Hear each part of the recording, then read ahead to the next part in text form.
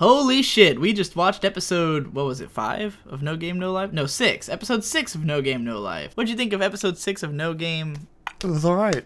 Stop it! It was pretty great. The battle got fucking epic. How can you not enjoy that? It was crazy as shit. The guy took apart the foundation of the earth so that he could win this fight, and eventually pretty much destroyed the universe. It was clever because the girl he was fighting thought that she knew everything and therefore she had nothing to worry about, but he kept using words that she didn't understand, and she just didn't think about it, and her hubris got the better of her. The first part of the episode is all fan service. Yeah. But for once, I didn't mind it because it wasn't like Steph fan service where they're like degrading her. They while still also degrade her gradually throughout the episode, but it's less like about degrading her.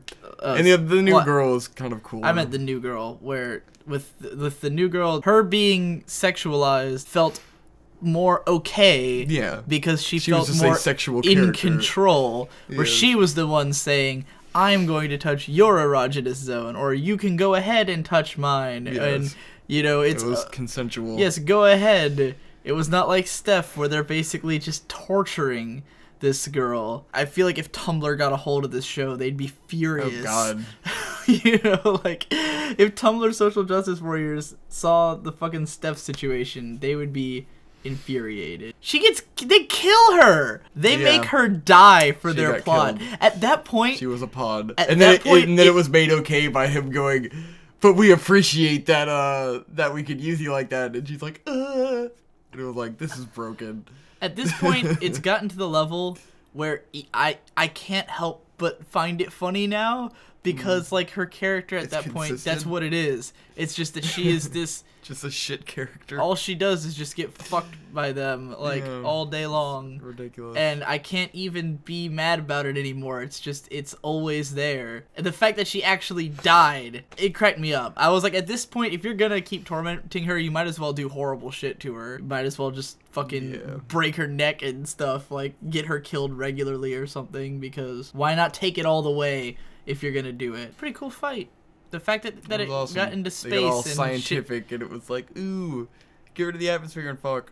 That's cool. Yeah, where they got rid of oxygen, and she didn't know oxygen, so she tries to bring back air, thinking, you know, 'cause she doesn't understand the concept of oxygen. So that was pretty cool. What was it that she said at the end? Like when her last one was like brain, like what was it? I don't know. Brain dead girl or something. I didn't understand what she was trying to bring back or get rid of or whatever. But then he just kind of like destroyed the galaxy. It didn't matter. But yeah, pretty interesting battle. I can safely say that was by far the most interesting game of Shiritori that's ever existed. Different. I couldn't like when they first said, "Oh, we're gonna play Shiritori," I'm like, but they're not even speaking Japanese technically in the context of the story. But like, have they established that they're speaking a foreign language? She looked at the languages and she didn't recognize it on his tablet. And I believe they're supposed to be like, you know, it's sort of like they're filtering their ability to recognize the voices through like Japanese or whatever. I don't know. It just seemed weird that in a world that is supposed to be alien, not necessarily speaking Japanese, they have a quintessentially Japanese game that can only be played through the Japanese language. It's really hard to play Shiritori. I shouldn't say it's hard to play Shiritori in English. It's actually easier. It's just there's no challenge because you're just ending on the last letter instead of the last syllable because we don't speak through syllables. The Japanese language is built on syllables, so you always have a final syllable to start the next word with, and it just makes sense. So it's weird to see such a quintessentially Japanese game used in this world. But after they did that much cool shit with it, it was like, I can't deny it, you know? Yeah. At first it was just kind of neat. Oh, they're bringing stuff into and out of existence with their words. Okay. But then when it gets real, you're like, oh shit, I didn't realize how far they were going to go with it. I thought they paced it well with that. The transition between jokey and serious didn't feel like fucked up and out of place. 4chan was really excited about this episode. I might start just end up on A all the time now because I'm actually caught up on shows, but they were excited about it, and they were asking, someone was like, will this ever get this good again? Like, is this the best scene?